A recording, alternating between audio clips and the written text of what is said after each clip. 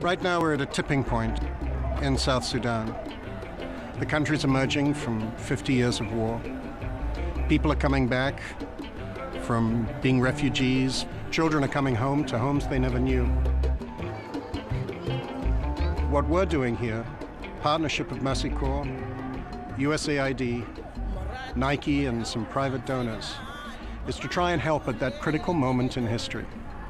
We've created a program called Sports for Peace and Life, in which Nike has generously donated a very large amount of its products, which we've brought here to equip teams and to help coaches create a sense of community and to help these children enter a post-conflict world.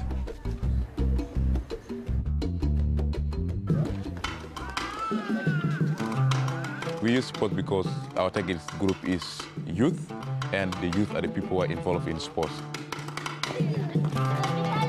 This is a region characterized with cattle raiding and child kidnapping. All these things are happening. But through sports, a boy from Bor, whose cattle were raided yesterday by someone from Murle, can come together and play sports, and they forget what had happened. So mostly a sport acted as a bond in southern Sudan.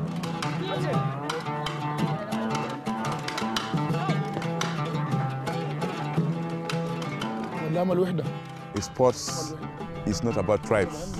Sports is not about languages. Sports is not about religion. Sports is independent and brings all together.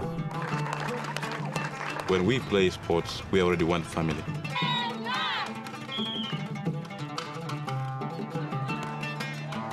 This Peace and Life program is important for me in the sense that it gives me the chance, to educate the youth on how to avoid conflicts and violence, especially this post-war condition where everyone is traumatized.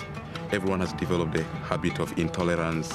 When we went to the field, people were able to implement the conflict negotiating tools, and I think their minds were changed from the cultural way of acting to the modern way of solving conflict. HIV/AIDS has not arrived in substantial numbers in Sudan yet, but with returnees and with progress, unfortunately, it will arrive. So what we're trying to do now is to bring a message to the kids, telling them what HIV is, what the dangers are, and how they can protect themselves. HIV/AIDS is a very serious disease which can kill so many people.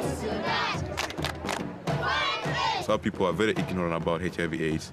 So there's high risk that HIV/AIDS infection might increase more than any country in Africa. As an African, it's very hard to talk about sex to the kids.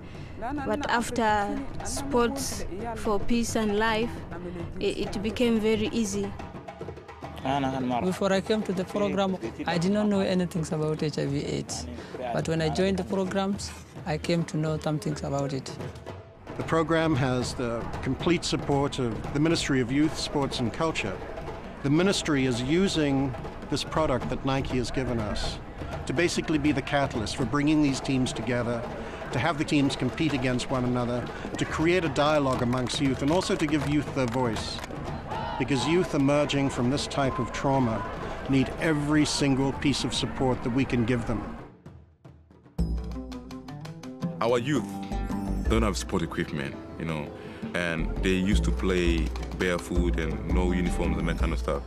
And we are very happy that the Nike people have brought us this equipment to help our sports activities get from one level to the next. So we really appreciate your efforts, Nike. God bless you.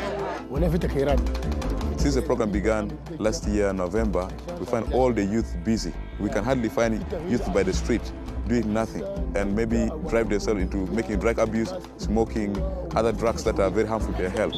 So the youth are today made busy because of this program. Me, I say I like sport because it's a part of exercise and the refreshment of mind. It was important for me to participate in the program because it helped me making a lot of my future plan. Before I used to run because of running, but now I'm running and thinking ahead of my life and how to make my future better. Nike has come into this country at the most emergent of times. It was a very risky proposition, but when you see the teams in their uniforms and the pride that it gives them, and the smiles as they play and the sense of camaraderie, you know absolutely that this program was a success. And it's just the beginning.